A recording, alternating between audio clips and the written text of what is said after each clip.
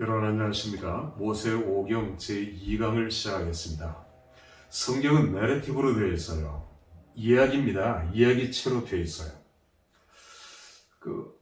그런 질문을 할 겁니다. 시편도 내러티브입니까? 예, 시편도 내러티브입니다. 왜 우리가 시를 쓰잖아요. 함축된 언어입니다. 우리가 시인들이 시를 쓸 때, 저도 물론 시를 좋아하고 시를 씁니다만은 함축된 언어의 얘기잖아요. 얘기로 끌고 가야지 단절된 게 아니지 않습니까?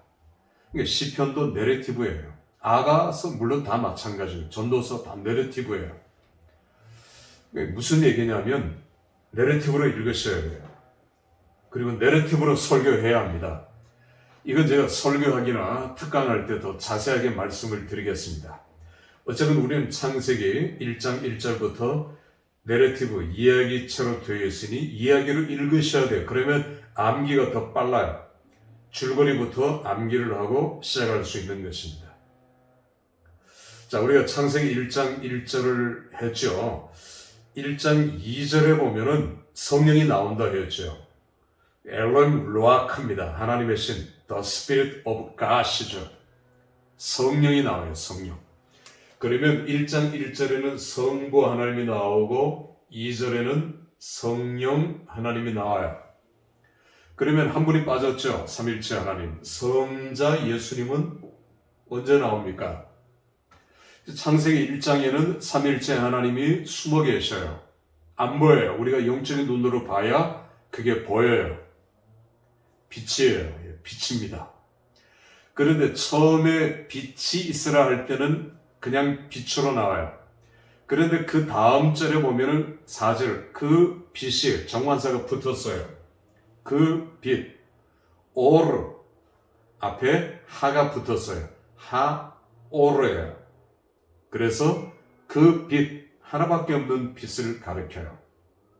물론 하나밖에 없는 빛은 하나님이 천지를 창조하실 때 그 빛이지만 창세기 1장의 짝은 요한복음 1장입니다. 창세기 1장은 눈에 보이는 것들을 소술적으로 표현했다면 요한복음 1장은 영적으로 인터프리테이션, 해석했죠. 요한복음은 영적인 책입니다. 요한복음은 영적으로 해석했어요. 영적인 눈으로 봐야 되고 특별히 영적인 해석을 해야 되는 것이 요한복음입니다. 창세기 1장에서의 빛은 요한복음 1장에서의 빛이에요. 요한복음 1장에서의 빛은 창세기 1장에서의 빛에 대한 해석입니다. 요한복음 1장에서도 역시 정관사가 붙어요. 토 이렇게 나옵니다. 그 빛입니다. 그 빛, 사람들은 그 빛에 대해서 몰랐어요. 그러니까 빛을 의인화하는 거죠. 우리가 잠언에 보면은 지혜를 의인화합니다. 사람으로 의인화하죠. 그 지혜, 사실은 예수 그리스도입니다. 예수 그리스도를 의인화하고 있거든요. 기독론적 해석인데 이건 나중에 해석을 공부할 때 더 자세하게 가르치겠습니다. 자, 요한복음 1장의 영적인 해석, 창세기 1장의 빛, 동격이에요. 같아요. 역시 정관사를 쓰고 있고요. 헬라어도 마찬가지예요. 그 빛, 정관사를 쓰고 있어요. 사람들은 그 빛에 대해서 몰랐어요. 그런데 빛으로 오신 분은 바로 예수 그리스도예요. 우리가 창세기 1장이 어둠으로 시작했잖아요. 2절에 보면 어둠, 흑암, 깊음 그렇게 시작하고 있는 것들을 볼 수 있죠. 자, 이게 이제 빛으로 오신 예수님, 빛하고 어둠하고 대조를 이루는 걸 보게 됩니다. 그래서 창세기 1장에서는 성부, 성자, 성령이 함께 나와요. 여러분들이 성경을 읽다가 보면은 중요한 사건, 또 중요한 어떤 이제 일을 하나님이 계획하시고 시행하시고 이걸 직접 증거하실 때 삼일째 하나님이 종종 나오고 있는 것을 목격할 수 있어요. 신구약 성경 다 그렇습니다. 이런 것도 우리가 성경을 그냥 읽는 것이 아니라 성경을 잘 관찰할 필요가 이제 있겠죠. 자, 그래서 창세기 1장은 성부, 성자, 성령 이 삼위 하나님이 우리 눈에 보여야 돼요. 또 이 보는 훈련을 하셔야 돼요. 하나님 보시기에 좋았더라라는 단어가 토부입니다. 토부. 여러분 우리가 이제 토부 이제 이분들하고 같이 이제 협력하고 있는데 홈페이지도 이제 바꿀 때 같이 이렇게 홈페이지에 나올 겁니다. 좋았더라. 하나님 보시기에 심히 그러니까 시작은 하나님의 시작은 어둠으로 시작하죠. 어둠. 그리고 저녁이 되니 저녁 역시 어둠으로 시작해요.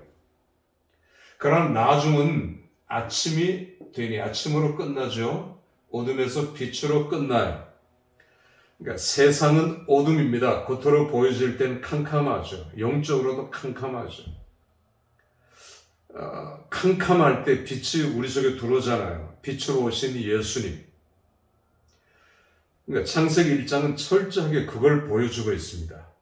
어둠으로 시작했지만 빛으로, 저녁으로 시작했지만 아침으로. 유대인의 시간관념은 저녁이에요.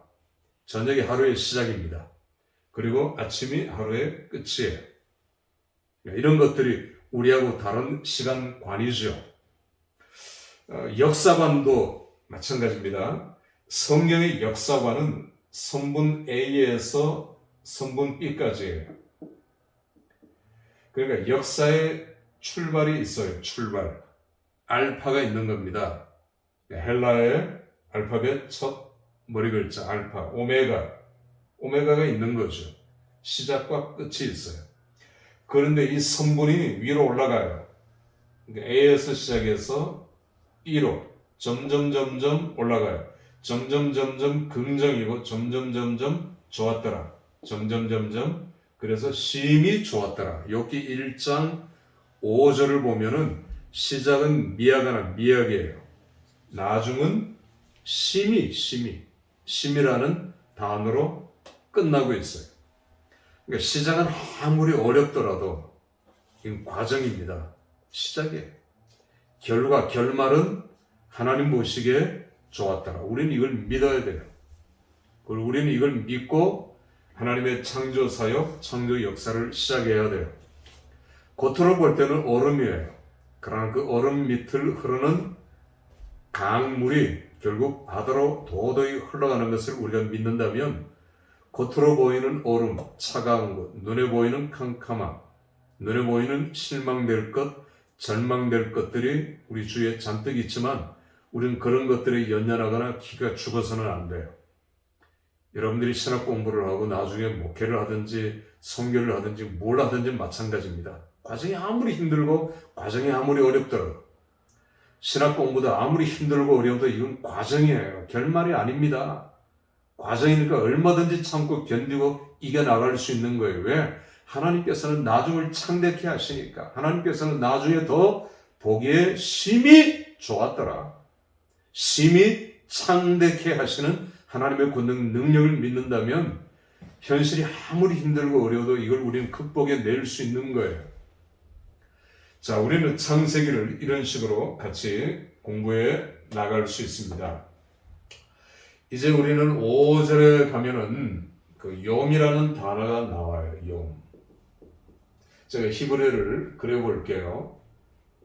히브리어는 쓴다라기보다 그린다라는 표현이 더 적절한데 욤입니다. 자, 히브리어는 거꾸로 쓰죠. 욤은 우리말 성경에 날이라고 번역됐어요. 날. 이 날에 대한 해석이 크게 두 가지입니다. 첫 번째, 날에 대한 해석은 타임이에요. 타임은 시기를 얘기해요. 시간. 어느 한 시간, 어느 한 시기. 왜 나를 그 영을 이렇게 해석하는가? 우리가 성경 전체를 보면은 어떤 성경에는 그동안에 혹은 그때에 혹은 뭐 이제 얼마 동안 이렇게들 번역을 합니다. 그래서 타임으로 번역을 할 수가 있어요. 그러니까 이 타임은 하나님께서 첫째 날, 둘째 날 할 때 그 날이 타임이라는 거죠. 긴 시기, 긴 시간, 이게 수천 년이 될 수도 있고, 왜냐하면 이 타임을 주장하는 사람은 하루가 천년 같고 천년이 하루 같고, 여기에서 이제 그 해석을 해요. 하나님은 천년도 하루같이 하실 수 있는 분이 아니냐. 그러니까 이건 타임이라는 거죠. 하나님 천지창조 첫째 날은 이게 100년이 갈 수도 있고 1000년, 만년이 갈 수도 있다는 겁니다. 이런 것들은 어느 과학자들의 입맛에 맞을 수 있어요. 그러니까 이 시기를 타임으로 해석한 사람들은 이게 반드시 틀렸다 그렇게 얘기하고 싶지는 않아요.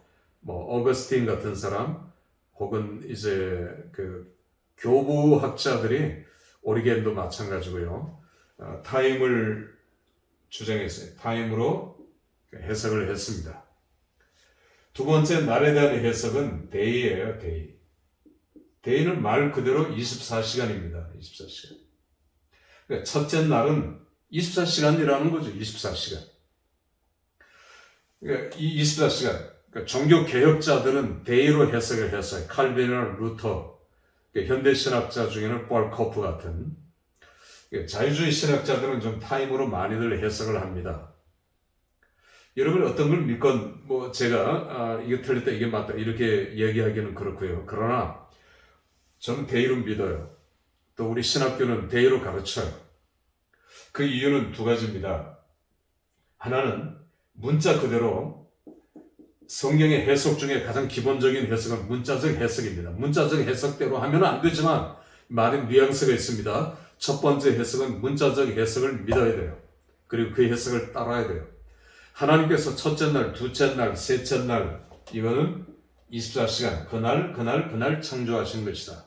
문자적 해석을 믿고요. 두 번째는 결정적인 겁니다. 안식일 문제예요. 타임으로 해석하면 안식일 문제에 걸려요. 그렇잖아요. 안식일은 7일째예요. 그리고 그날 쉬는 거예요. 데이로 해석해야 안식일이 맞아요. 쉬고 그 다음에 7일째 안식일날 쉬는 겁니다. 고대로부터 우리가 페르시아나 고대로부터 시간 개념, 달력들을 만들어낼 때 그걸 보면은 24시간으로 만들어서 먼데이 이런 식으로 달력을 만들어내는 것을 썬데이까지 보게 돼요. 자, 이게 욤에 대한 날에 대한 중요한 해석입니다. 이게 굉장히 중요해요. 우리가 창세기 1장을 강의할 때 강해죠. 해석할 때 이런 부분들 제가 이제 모세오경 시간이 없어서 1강, 2강은 생략하고 그건 여러분들이 읽어보고요. 3장부터 이렇게 시작하는 그 이유도 우리가 바로 들어가자는 이제 의미가 있습니다. 자, 욤에 대한 해석은 이렇게 끝내면 좋겠고요. 그 다음에 우리가 창세기 1장 그 5절 창세기 1장 5절로 내려가면 아까 3일째 하나님은 우리가 이제 살펴봤고 또 날에 대한 경우도 우리가 이제 살펴봤죠. 하나님 보시기에 좋았더라 이런 표현도 우리가 살펴보았습니다. 그런데 카라라는 단어가 이제 계속 반복됩니다. 카라. 히브리어로 카라인데 우리말 성경에는 칭하니라. 그러니까 다른 말로 해석을 하면 불렀다. 하나님께서 이렇게 부르셨다, 불렀다라는 말이 돼요. 그 역대상 4장 10절에 보면은 9절이죠. 야베스 좋아하죠. 야베스 설교 저도 좋아합니다. 또 많이 이렇게 하고 있습니다만, 야베스가 이스라엘 하나님께 아뢰어 할 때 아뢰어도 카라예요. 하나님 앞에 카라는 이제 이 아뢰어라는 단어는 소리를 최상급의 소리를 질러서 부르는 의미가 카라예요. 카라 기도, 이렇게도 표현을 하고 싶어요. 우리가 신약 성경을 보면 예수님을 만날 때에 간청하잖아요. 간청. 그 다음에 강청하지 않습니까? 강청. 우리의 기도도 간청하는 기도를 들을 수 있고 강청하는 기도를 들을 수 있잖아요. 그 강청하는 기도가 카라입니다. 아뢰요. 하나님 앞에 강청해서 드리는 기도예요. 이 두 개를 조합을 하면은, 우리가 하나님 앞에 강청하면, 하나님을 부르면 하나님께서도 그렇게 칭하니라 되리라. 너희 기도 그대로 되리라. 너희 기도 그대로 내가 칭하노라. 이렇게 되는 거죠. 그러니까 저는 이 카라라는 단어가 참 좋습니다. 그러니까 여러분, 카라 기도를 하십시오. 그리고 이 표현을 자주 이렇게 사용하면 참 좋겠다는 그 생각을 합니다. 자, 이제 신학적인 문제가 창세기 1장과 2장, 아까 우리 베레시트 바라 엘로힘, 창세기 1장에는 엘로힘이라는 단어가 23번 정도 나와요. 엘로힘입니다. 그런데 2장에 가면은 엘로힘 야훼, 엘로힘 여호와, 2장 3절부터 또 계속 23번 정도가 나와요. 그러니까 왜 이렇게 바뀌었을까? 창세기 1장에는 여호와, 야훼라는 단어가 안 나오고 하나님에 대한 모칭이 2장에서는 수십 번 나온단 말이에요. 집중적으로. 이걸 벨하우젠,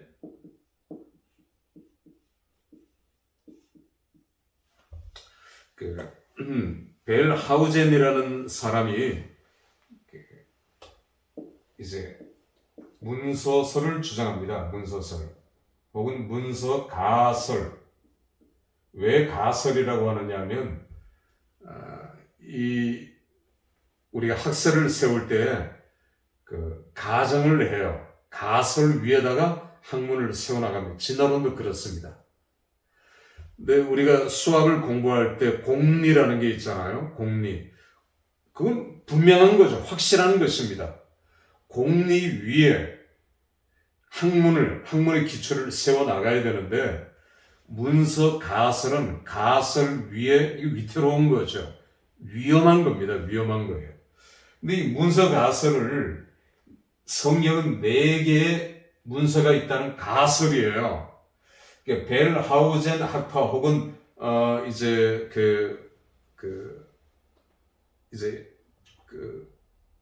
이 학파의 이름들이 여러 가지가 이제 나오고 있는 것들을 우리가 보게 됩니다. 자유주의 신학의 기초가 벨하우젠이에요. 그래서 우리가 자유주의하고 싸울 때, 우리는 보수고 개혁이잖아요.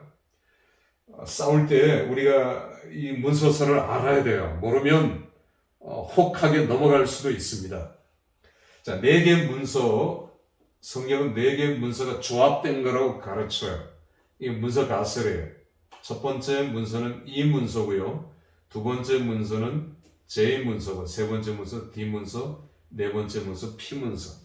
그러니까 이 문서는 이 영어의 엘로힘의 첫 머리 글자를 따서 엘로힘 문서예요. 엘로힘. 두 번째는 여호와를 첫 머리 글자를 따라서 여호와가 나오는 문서라는 겁니다. 자, 세 번째는 신명기의 첫 머리 글자를 따서 D고요. 네 번째는 제사장의 첫 머리 글자를 따서 P예요. 그러니까 창세기 1장은 엘로힘으로 시작하는 1장의 문서와 2장으로 시작하는 여호와, 야훼 문서의 조합이라는 거죠. 그러니까 다른 문서를 붙였다는 겁니다. 자, 이 얘기는 다음 시간에 하도록 그렇게 하겠습니다. 마치겠습니다.